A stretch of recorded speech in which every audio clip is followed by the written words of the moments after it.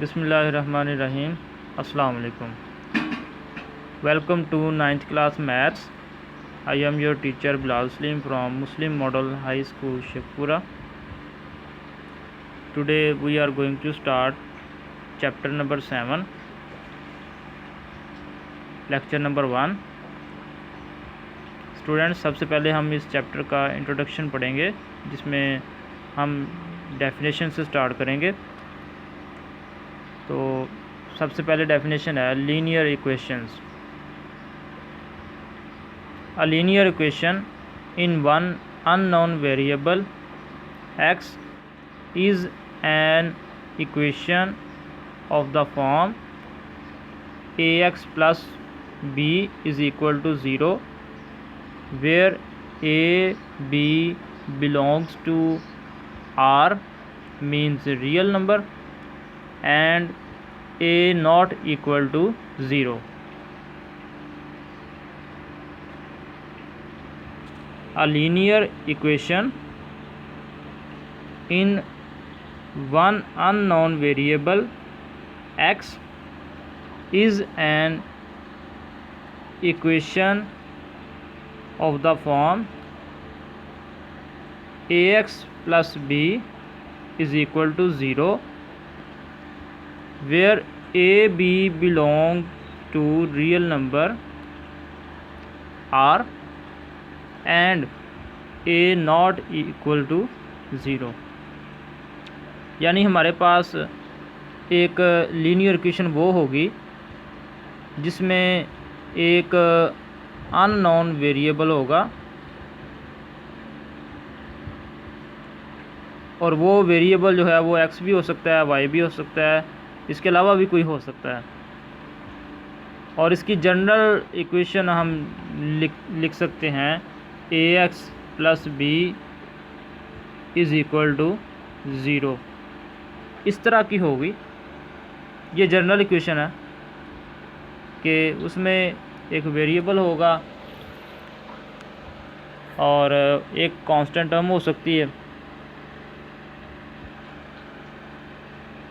Where a b belongs to r, उस variable के साथ जो कोएफिशिएंट होगा, जैसे यहाँ पर ए है, और इसी तरह जो कांस्टेंट टर्म होगी जैसे बी है, ये बिलोंग करेंगे रियल नंबर को।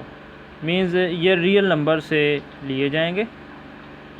और इसके अलावा एक कंडीशन ये है कि ए नॉट इक्वल टू 0, ए जो है वो 0 के इक्वल नहीं होना चाहिए। यानी जो वेरिएबल के साथ नंबर होगा वो 0 नहीं होगा, इसके अलावा कुछ भी हो सकता है।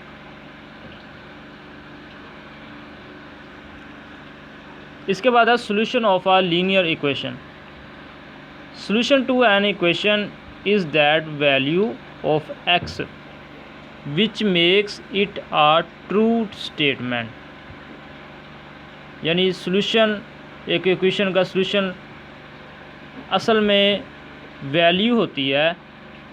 वो वैल्यू x की भी हो सकती है, वो वैल्यू y की भी हो सकती है, लेकिन यहाँ पर हम x की बात कर रहे हैं। Solution to an equation is that value of x which makes it a true statement. कि अगर हम उस x की वैल्यू को ओरिजिनल इक्वेशन में पुट करते हैं तो इक्वेशन के इक्वल के दोनों तरफ बोथ साइड आंसर जो है वो सेम आएगा। अगर आंसर सेम आ गया तो हम कहेंगे कि ये उसका सॉल्यूशन है। बाकी इसको हम क्वेश्चन के अंदर डिटेल से डिस्कस करेंगे। इसके बाद है equivalent questions. Equivalent questions, two linear equations are called equivalent if they have exactly the same solution. दो इक्वेशन है अगर हमारे पास हों और उनका सॉल्यूशन जो है, उनका आंसर, उनकी जो x की वैल्यू आएगी दोनों की, अगर वो सेम हो तो हम उनको कहेंगे कि ये दोनों इक्वेशन इक्विवेलेंट हैं। इसके बाद है inconsistent equation. An inconsistent equation is that whose solution is phi। कि हमारे पास अगर एक इक्वेशन ऐसी आ जाती है जिसका आंसर फाई आ जाए हमारे पास, उसको हम इनकंसिस्टेंट इक्वेशन कहेंगे।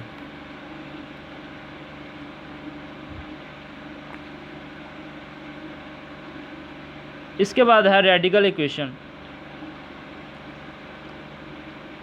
अ radical equation is that in which the variable occur under the radical sign. के कुछ इक्वेशंस आपके पास ऐसी आएंगी जिनमें वेरिएबल एक्स या वाई मोस्टली यही यूज़ होंगे। इनको अगर रेडिकल साइन के नीचे यानी जज़र के नीचे लिखा जाए तो जो इक्वेशन बनेगी उसको हम रेडिकल इक्वेशन कहेंगे।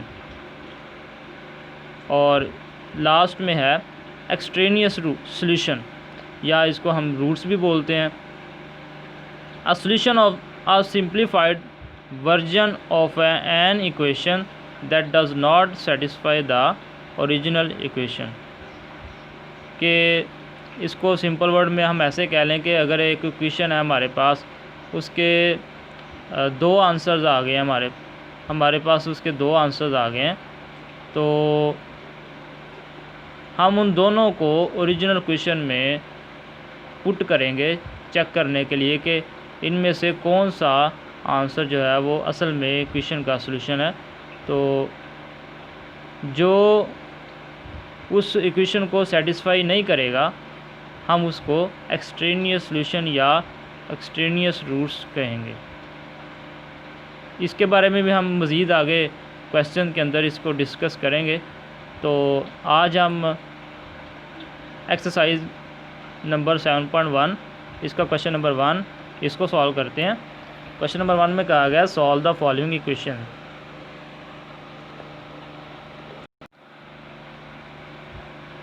इसमें पार्ट नंबर 1 है 2/3x minus 1/2x is equal to x plus 1/6।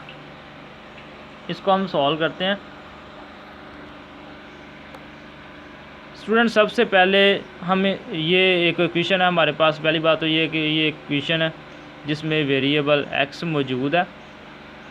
हम इस क्वेश्चन को सॉल्व करने जा रहे हैं। तो सबसे पहले आपने देखना है कि अगर इसमें फ्रैक्शंस इन्वॉल्व हैं, यानी अगर इसमें बटा आ रहा है तो उसको आपने सबसे पहले ख़त्म करना है। ये हमारे पास डिनोमिनेटर में 3 है, इधर 2 है और यहाँ पर 6 है। ये तीनों फ्रैक्शंस में डिनोमिनेटर में आ रहे हैं। हम इन तीनों नंबर्स का एलसीएम ले लेंगे, जैसे यहाँ पर लिया हुआ है। एलसीएम लेंगे तो हमारे पास एलसीएम जो है वो 6 आ जाएगा। अब ये जो 6 आया हमारे पास एलसीएम, इसको हम मल्टीप्लाई कर देंगे, multiplying by 6 on both side. दोनों तरफ हम इस 6 से मल्टीप्लाई कर देंगे और हर एक टर्म के साथ हम इसको मल्टीप्लाई करेंगे, जैसा कि यहाँ पर किया हुआ है। 6 multiplied by 2/3x minus 6 multiplied by 1/2x is equal to 6 multiplied by x plus 6 multiplied by 1/6। यानी 6 को हम इक्वेशन के बोथ साइड मल्टीप्लाई करेंगे और हर एक टर्म के साथ हम इसको मल्टीप्लाई करेंगे।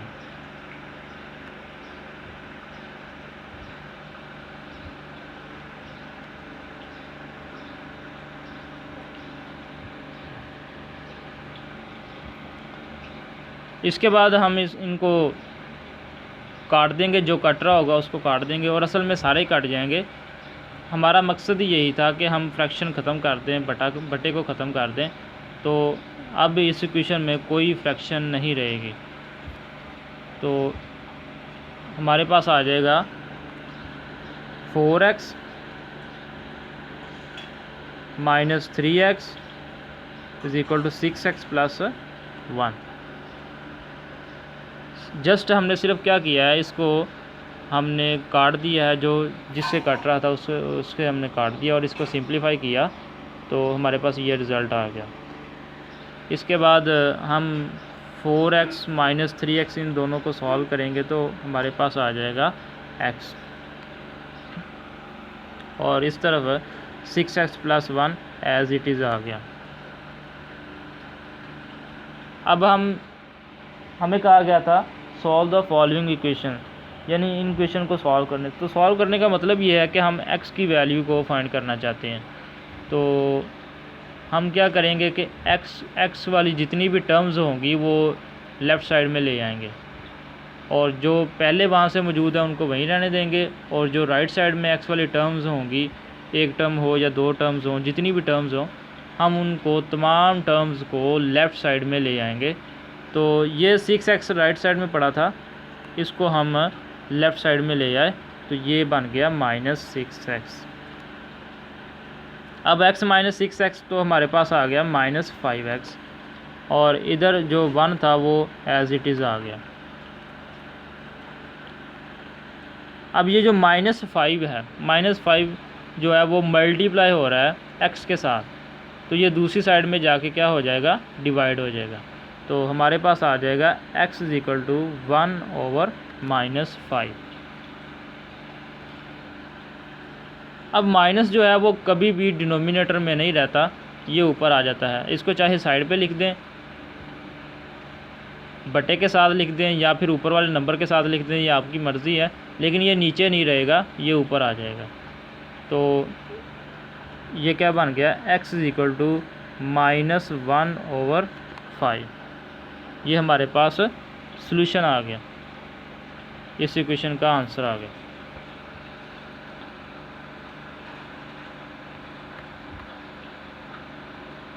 अब हम इस जो हमारे पास आंसर आया था x is equal to minus 1 over 5, इसको चेक करेंगे कि क्या वाकई ये इस इक्वेशन का सॉल्यूशन है या नहीं। चेक करने के लिए हम करेंगे substituting x is equal to minus 1 over 5 in original equation. और एक बात मैं आपको बता दूं कि क्वेश्चन 7.1 का क्वेश्चन नंबर 1 जो है, इसमें चेक करना लाजमी नहीं है, ज़रूरी नहीं है। ये जस्ट सिर्फ आपको बताने के लिए किया जा रहा है कि आपको आइडिया होना चाहिए कि चेक किस तरह किया जाता है। अगर चेक करना पड़ जाए तो आगे क्वेश्चंस आएंगे, अगली एक्सरसाइज में भी आएंगे। इस एक्सरसाइज का क्वेश्चन नंबर 2 है, उसमें भी हम चेक करेंगे। तो जस्ट आपको आइडिया हो जाए कि चेक किस तरह किया जाता है। लेकिन क्वेश्चन नंबर 1 के किसी भी क्वेश्चन में चेक करना लाजमी नहीं है, ज़रूरी नहीं है। हम जस्ट सिर्फ इसलिए कर रहे हैं, चेक कर रहे हैं कि आपको थोड़ा सा चेक करने का आइडिया आ जाए। तो हम इसको चेक कर रहे हैं जी, substituting x equal to minus 1 over 5 in original equation. हम x की जो वैल्यू है माइनस 1 ओवर 5, ये ओरिजिनल इक्वेशन में इसको पुट करेंगे। ओरिजिनल इक्वेशन कौन सी है कि जो क्वेश्चन हमें दिया गया था वो ओरिजिनल इक्वेशन है। अब क्वेश्चन के अंदर जहाँ जहाँ पर x आ रहा था, हम उसकी जगह पर ये वैल्यू पुट कर देंगे, x is equal to minus 1 over 5। यानी क्वेश्चन के अंदर, क्वेश्चन में जो इक्वेशन दी गई थी उसमें जहाँ जहाँ x था वहाँ पर हम पुट कर देंगे माइनस 1 ओवर 5। तो हम देखेंगे 2/3 था, उसके साथ x था, तो हम x नहीं लिखेंगे, उसकी वैल्यू लिख देंगे माइनस 1 ओवर 5। इसी तरह माइनस 1 ओवर 2 और इसके साथ भी x था, तो हम x नहीं लिखेंगे, हम क्या लिखेंगे, minus 1 over 5 is equal to, फिर यहाँ पर x था तो हम x नहीं लिखेंगे, हम x की वैल्यू लिख देंगे माइनस 1 ओवर 5 प्लस 1 ओवर 6, ऐसे ही आ गया। यानी जहाँ जहाँ पर x मौजूद था वहाँ पर हम x की जगह पर उसकी वैल्यू पुट कर देंगे।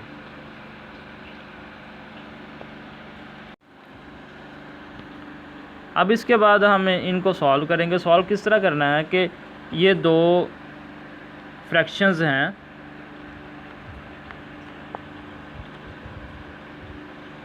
ये दो फ्रैक्शंस हैं, इनको हमने सॉल्व करना है। तो ये छोटी क्लासेस में भी हमने पढ़ा कि अगर इनमें दोनों में से कोई डिनोमिनेटर किसी नोमिनेटर के साथ कट रहा है तो काट दें, अगर नहीं कट रहा तो फिर ऊपर नोमिनेटर को नोमिनेटर के साथ और डिनोमिनेटर को डिनोमिनेटर के साथ आप मल्टीप्लाई कर दें।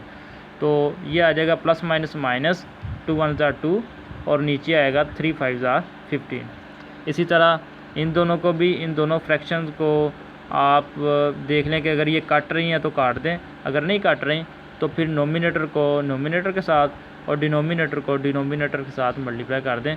तो ये आ जाएगा माइनस माइनस प्लस, 1 1 ज़ा 1 और नीचे आ जाएगा 2 multiply by 5 is equal to 10 आ जाएगा। और इक्वल के राइट साइड में -1/5 प्लस 1/6 ये ऐसे ही नीचे आ जाएंगे। अब इसके बाद हम इसकी इन फ्रैक्शंस को ख़त्म करना चाहते हैं, मींस ये जो बटा इसमें आ रहा है इसको ख़त्म करना चाहते हैं। तो उसका तरीकाकार मैंने आपको पहले भी बता दिया है कि डिनोमिनेटर में जितने भी नंबर्स होंगे, जैसे 15 है, 10 है, 5 है, 6 है, इन तमाम का आपने एलसीएम ले लेना है, जो कि छोटी क्लासेस में आपने सीखा हुआ है। तो इनका हमने ये एलसीएम ले लिया, रफ पे किया हुआ है साइड पे। इनका एलसीएम लेने के बाद हमारे पास आंसर आता है 30। अब ये जो 30 आया है हमारे पास एलसीएम, इस 30 से हम इक्वेशन के बोथ साइड मल्टीप्लाई कर देंगे। तो जब हमने इनको मल्टीप्लाई किया, मल्टीप्लाई करने के बाद सिंप्लीफाई करने से हमारे पास आता है -4 + 3 लेफ़्ट साइड में और -6 + 5 ये राइट साइड में आता है। -4 + 3 को अगर हम सॉल्व करें तो ये आ जाता है -1 और -6 + 5 को अगर हम सॉल्व करें तो ये भी आ जाता है -1। तो हमने देखा कि ये जो हमारे पास x की वैल्यू आई थी, इसको हमने ओरिजिनल इक्वेशन में पुट किया है। तो हमारे पास दोनों साइडों पे, लेफ़्ट साइड में भी और राइट साइड में भी आंसर सेम आया है। तो हम फिर कहेंगे कि विच इज़ ट्रू, कि ये जो x की वैल्यू थी ये बिल्कुल दुरुस्त है, ये ठीक है। तो यही हमारा सॉल्यूशन सेट होगा, S.S इज़ इक्वल टू -1/5।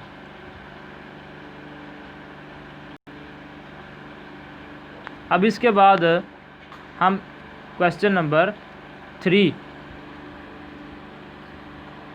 इसको देखेंगे, इसको सॉल्व करने की कोशिश करेंगे।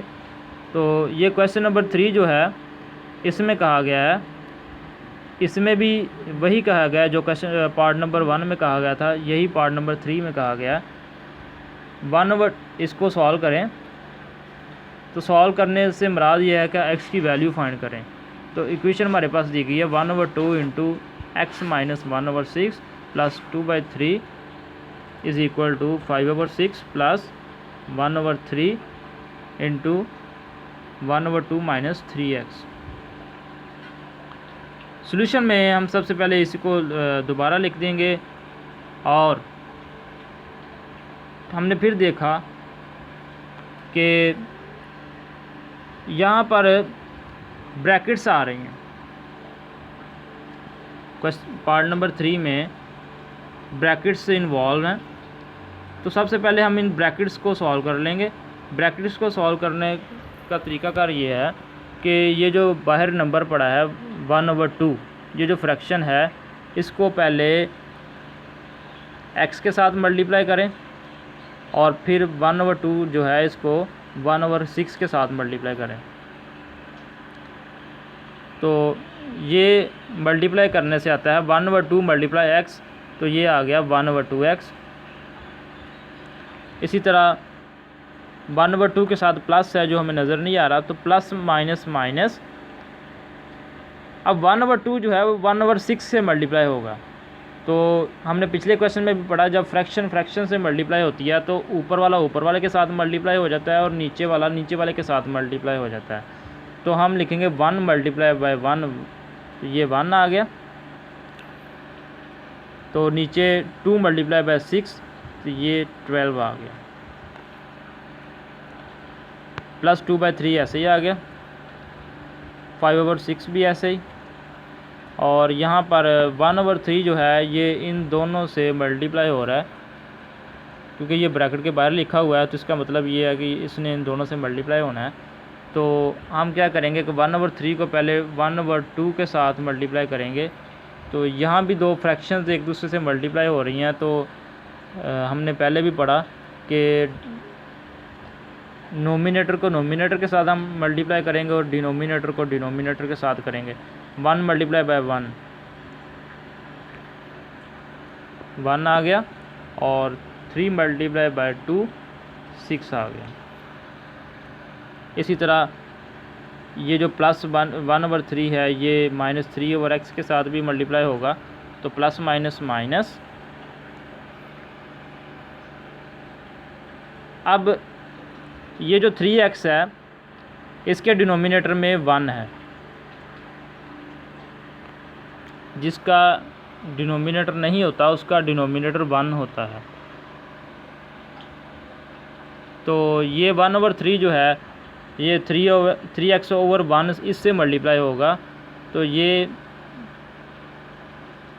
आ जाएगा हमारे पास 1 मल्टीप्लाई 3x आ गया, और 3 जो है ये जहाँ जो 1 था उससे मल्टीप्लाई होगा, 3 1 3 आ गया।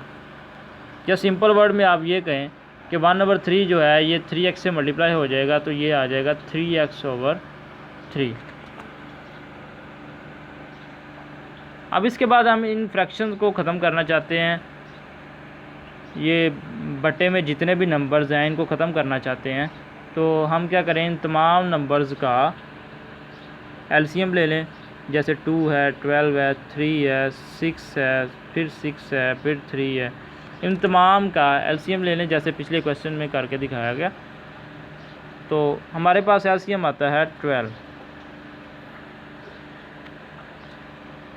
हम इस 12 से बोथ साइड इक्वेशन के बोथ साइड मल्टीप्लाई कर देंगे।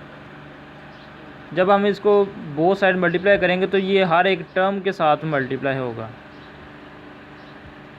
ये 1/2x से भी मल्टीप्लाई होगा, ये 1/12 से भी होगा, ये 2/3 से भी होगा, ये 5/6 से भी होगा, और ये जो 12 है ये 1/6 से भी होगा, और ये जो 12 है ये 3x/3 इससे भी मल्टीप्लाई होगा।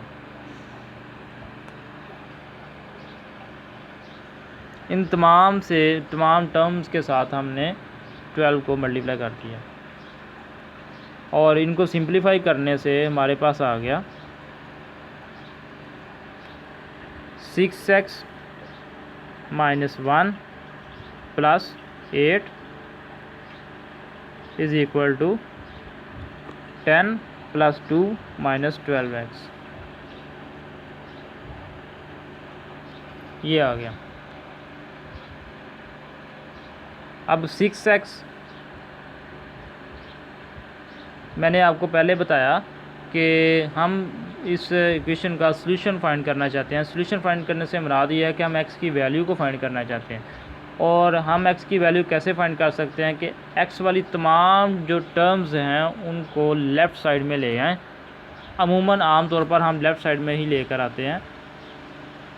तो ये इनको राइट साइड में ले जाने से भी क्वेश्चन सॉल्व हो जाता है, लेकिन आम तौर पर हम जो वेरिएबल होता है उसको लेफ़्ट साइड में ही रखते हैं। तो तमाम x की जो टर्म्स हैं, x वाली टर्म्स हैं, उन तमाम टर्म्स को लेफ़्ट साइड में ले आएँ। जैसे ये -12 राइट साइड में पड़ा था, इसको आप उठा के लेफ़्ट में ले आएँ, तो ये हो जाता है +12x। तो 6x हमारे पास ऐसे ही आ गया, और ये -12 इधर आके +12x हो गया। उसके बाद यहाँ से 10 भी ऐसे ही, +2 जो है ये भी ऐसे ही आएगा, और यहाँ से -1 जो है वो इधर आके +1 हो जाएगा। इसी तरह यहाँ पर जो +8 है वो इस तरफ आके -8 हो जाएगा। तो इसके बाद 6x + 12x दोनों को प्लस करें, ऐड करें, तो ये आता है 18x।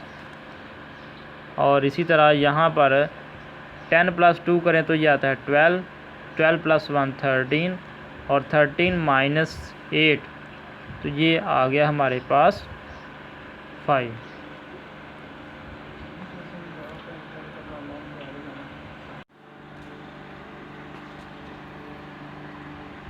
अब इसके बाद 18 जो x के साथ मल्टीप्लाई हो रहा है वो उधर जाकर हो जाएगा डिवाइड, तो हमारे पास आ जाएगा 5/18, x इज इक्वल टू 5/18।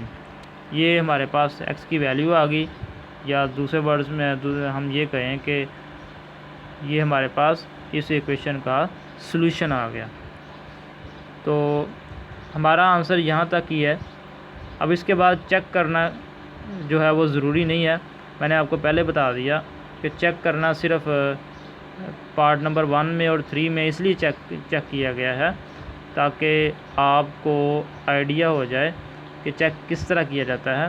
तो ये यहाँ पर चेक किया गया, इसको आप देख लें। तो चेक करने से भी ये बिल्कुल ट्रू आ रहा है, तो यही हमारा सॉल्यूशन सेट होगा। s.s is equal to 5/18। इसमें आपने आज का जो आपका काम है वो ये है कि आप क्वेश्चन नंबर 1 के फर्स्ट 4 पार्ट्स, और फर्स्ट 1 से लेकर 5 पार्ट तक आप इनको नीट रजिस्टर के ऊपर सॉल्व करेंगे। ये आपका होमवर्क है। और पार्ट नंबर 1, पार्ट नंबर 3, इन दोनों पार्ट्स की आपने रफ रजिस्टर के ऊपर प्रैक्टिस करनी है। तो आज का आपका काम यही है कि आप क्वेश्चन नंबर 1 के फर्स्ट 5 पार्ट्स इनको नीट रजिस्टर के ऊपर सॉल्व करेंगे। तो आज के लिए इतना ही। अल्लाह हाफिज़।